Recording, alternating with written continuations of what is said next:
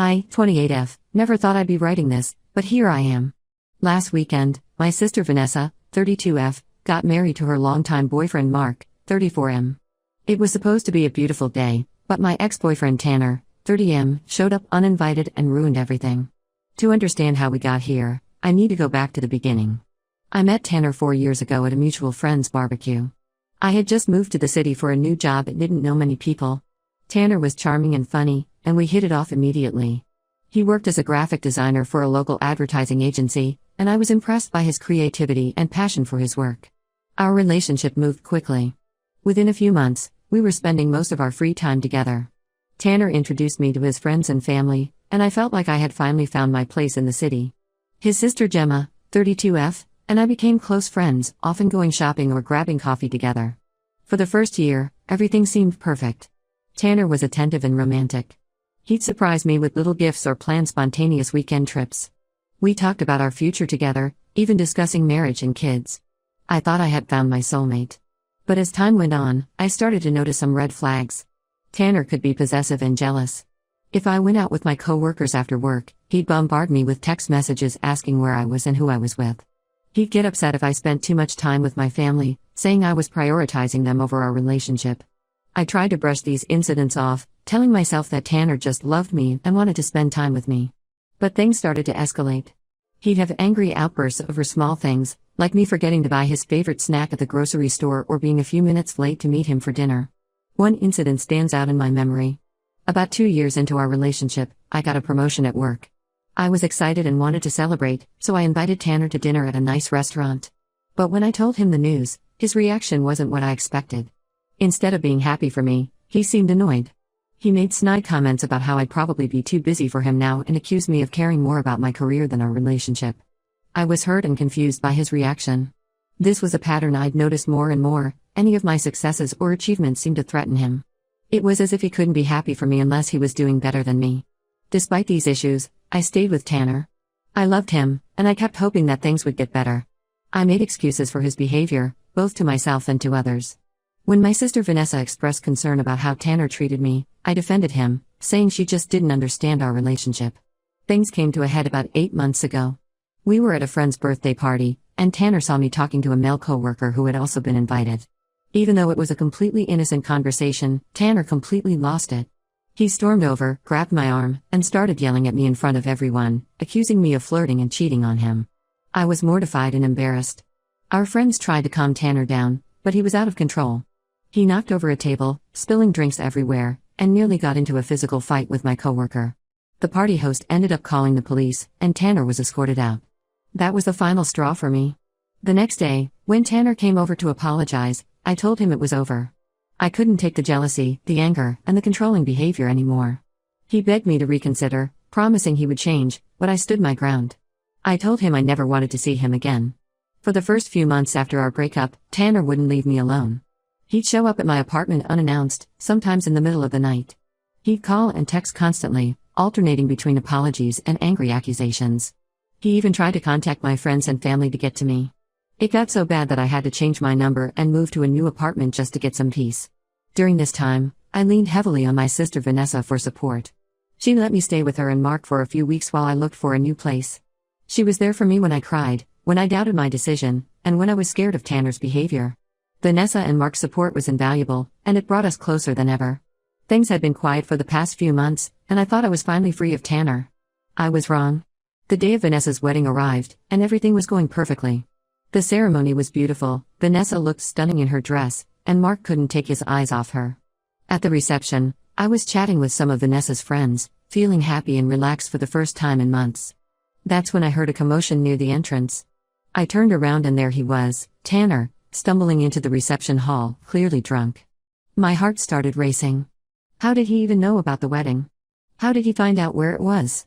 Before I could process what was happening, Tanner spotted me and started making his way over, knocking into tables and guests as he went. I froze, not knowing what to do. Vanessa's husband Mark and some of his groomsmen quickly intervened, trying to escort Tanner out. But Tanner wasn't having it. He started yelling, saying he needed to talk to me, that he still loved me, and that I was making a huge mistake by leaving him. The entire reception came to a standstill. Everyone was staring, and I could feel the panic rising in my chest. Vanessa looked horrified, and I could see tears welling up in her eyes. This was supposed to be her special day, and Tanner was ruining it. It took 4 guys to finally drag Tanner out of the reception hall. He was kicking and screaming the whole way, causing a huge scene. Once he was gone, an uncomfortable silence fell over the room. Vanessa's new mother-in-law tried to lighten the mood by asking the band to start playing again, but the damage was done. The joyful atmosphere of the wedding had been shattered. I was a mess for the rest of the night. I kept apologizing to Vanessa and Mark, feeling guilty that my ex had ruined their wedding. They were understanding, but I could tell they were upset. Some of the older relatives were whispering and giving me disapproving looks, as if it was somehow my fault that Tanner had shown up. After the reception, I went back to my apartment, feeling drained and humiliated. I thought I had moved on from Tanner, but his appearance at the wedding brought back all the painful memories of our relationship. I couldn't sleep that night, replaying the events in my head and wondering how things had gone so wrong. The next morning, I woke up to a flood of messages from Tanner. He was apologizing for his behavior, saying he didn't mean to cause a scene, and begging me to give him another chance. I didn't respond to any of them. I thought I had made it clear that I wanted nothing to do with him, but apparently, he still hadn't gotten the message. Now, I'm at a loss for what to do. I'm worried that Tanner might try to contact me again or show up at my workplace. I'm also dealing with the fallout from the wedding incident. Some of my family members think I should get a restraining order, while others are suggesting I talk to Tanner and hear him out. I don't know what the right course of action is. Part of me wants to just ignore everything and hope it all blows over, but another part of me is scared that Tanner might escalate things if I don't address the situation. I'm also worried about the strain this has put on my relationship with Vanessa and her new husband. They say they don't blame me, but I can't help feeling responsible for ruining their special day. Has anyone been in a similar situation? How did you handle it? I could really use some advice on how to move forward from this mess. Update 1: It's been about a month since my last post, and a lot has happened. I want to thank everyone who commented and offered advice. Your support really helped me during this difficult time. After much consideration and discussion with my family, I decided to take legal action against Tanner. The process was more complicated than I expected, but I'm glad I went through with it. First, I had to gather all the evidence of Tanner's harassment. This meant going through months of text messages, voicemails, and emails. It was emotionally draining to relive all of that, but it also reinforced my decision to get a restraining order. I had forgotten just how persistent and manipulative Tanner had been. I also reached out to friends and family who had witnessed Tanner's behavior, asking them to provide statements. My friend Sarah, who was at the birthday party where Tanner had his big blow-up, wrote a detailed account of what happened that night. Vanessa and Mark provided statements about the wedding incident. Even my old neighbor from my previous apartment complex wrote a statement about the times Tanner had shown up uninvited, yelling and causing a disturbance. With all this evidence in hand, I filed for a restraining order. The day of the court hearing was nerve-wracking. I was terrified of seeing Tanner in court, worried about how he might react. But to my surprise, he didn't show up. The judge reviewed all the evidence and granted the restraining order. Tanner is now legally required to stay at least 100 yards away from me, my home, and my workplace. He's also prohibited from contacting me in any way. The restraining order has given me a sense of security that I haven't felt in a long time. I can go to work without constantly looking over my shoulder, wondering if Tanner might show up. I can relax in my apartment without fearing a knock on the door. However, getting the restraining order wasn't the end of the drama. A few days after it was served, Tanner's sister Gemma reached out to me. Gemma and I used to be close when Tanner and I were dating. We'd often go shopping together or have girls' nights. But we hadn't spoken since the breakup. I assumed she had taken Tanner's side. Gemma asked if we could meet for coffee, saying she wanted to talk about Tanner. I was hesitant at first, worried that she might try to convince me to give Tanner another chance. But curiosity got the better of me, and I agreed to meet her at a public cafe. When we met, Gemma looked tired and stressed. She started by apologizing for Tanner's behavior at the wedding and for not reaching out sooner. Then she dropped a bombshell. Tanner had been struggling with alcohol addiction for years, something he had managed to hide from me during our relationship. I sat there, stunned, as Gemma explained. Apparently, Tanner had started drinking heavily in college to deal with the stress of his coursework. By the time he graduated and started his job at the advertising agency, he was drinking almost every day. He was functional enough to hide it from his co-workers and from me, often drinking in secret. Gemma said that Tanner's drinking had spiraled out of control after our breakup. He had started showing up to work drunk, missing deadlines, and getting into arguments with his co-workers. He eventually lost his job. He had alienated most of his friends with his erratic behavior, and was now living with their parents. The incident at the wedding had been a wake-up call for Tanner's family. They had known about his drinking problem but had been in denial about how bad it had gotten. Now, they were trying to get Tanner into a rehab program, but he was resistant to the idea. I sat there, trying to process all this information. How had I not noticed Tanner's addiction during our 3 years together? Gemma said Tanner was very good at hiding it, often using breath mints to mask the smell of alcohol and blaming his mood swings on work stress. Part of me felt angry that Tanner had kept this from me for so long. Another part felt guilty for not noticing, for not being able to help him. But mostly, I felt relieved. Relieved that I had gotten out of the relationship when I did, before things got even worse. Gemma asked if I would consider talking to Tanner once he was sober and had completed rehab. She thought it might give both of us some closure. I told her I'd think about it, but I made no promises. Right now, I'm focused on healing and moving forward with my life. As for my relationship with Vanessa and Mark, things are slowly improving. They've been incredibly understanding throughout this whole ordeal. Vanessa and I had a long talk where we both cried and hugged it out. She assured me that she doesn't blame me for what happened at the wedding, and we're working on rebuilding our bond. Mark's family has been a bit more difficult to win over. Some of them still give me cold looks at family gatherings, but Mark has been great about standing up for me and explaining the situation. Last week, we all had dinner together, and it felt like a step in the right direction. For now, I'm taking things one day at a time. I'm focusing on my career. I recently took on a big project at work that's been keeping me busy and challenged. I'm also spending more time with friends who have been incredibly supportive throughout this whole ordeal. I know I have a long way to go, but for the first time in months, I feel like I can breathe again. The restraining order has given me peace of mind, and knowing the full story about Tanner has helped me find some closure. Thank you all again for your support and advice. I'll update again if anything significant happens. Update 2. It's been about 3 months since my last update, and I wanted to share some new developments. First, the good news: the restraining order against Tanner has been working well. He hasn't attempted to contact me or come near my home or workplace. It's been a relief to go about my daily life without constantly looking over my shoulder. Vanessa and Mark returned from their honeymoon, and we've been spending more time together. They've been incredibly supportive, and our relationship is stronger than ever. We even laugh about the wedding incident now, calling it the Great Explosion of 2023. It feels good to be able to joke about it, even if it still stings a little. Now, for the more complicated part of the update. About a month ago, I received a letter from Tanner. Before you worry, he didn't violate the restraining order. The letter came through his lawyer, which is apparently allowed. In the letter, Tanner apologized for his behavior at the wedding and throughout our relationship. He explained that he had completed a 60-day rehab program and was now 3 months sober. He acknowledged the pain he caused me and said he was working on making amends as part of his recovery process. The letter also included an invitation. Tanner asked if I would be willing to meet with him, in a public place with a mediator present, so he could apologize in person and we could have a conversation about our past. He stressed that he wasn't asking for reconciliation, just an opportunity for closure. I was conflicted about how to respond. On one hand, I appreciated that Tanner was taking steps to better himself and wanted to make amends. On the other hand, I worried that meeting him might undo all the progress I've made in moving on. I spent days mulling over the decision. I talked it over with Vanessa, who was supportive but cautioned me to prioritize my own well-being. I also reached out to my friend Sarah, who had been there for me throughout the breakup. Sarah was more skeptical, worried that Tanner might try to manipulate me into getting back together. After a lot of soul-searching, I decided to agree to the meeting. We set it up at a neutral location, a conference room at my therapist's office, with my therapist present as a mediator. The day of the meeting arrived, and I was a bundle of nerves. As I waited in the conference room, I couldn't help but remember all the good times Tanner and I had shared, as well as the painful moments that led to our breakup. When Tanner walked in, I was struck by how different he looked. He was thinner, with dark circles under his eyes, but there was also a clarity in his gaze that I hadn't seen in a long time.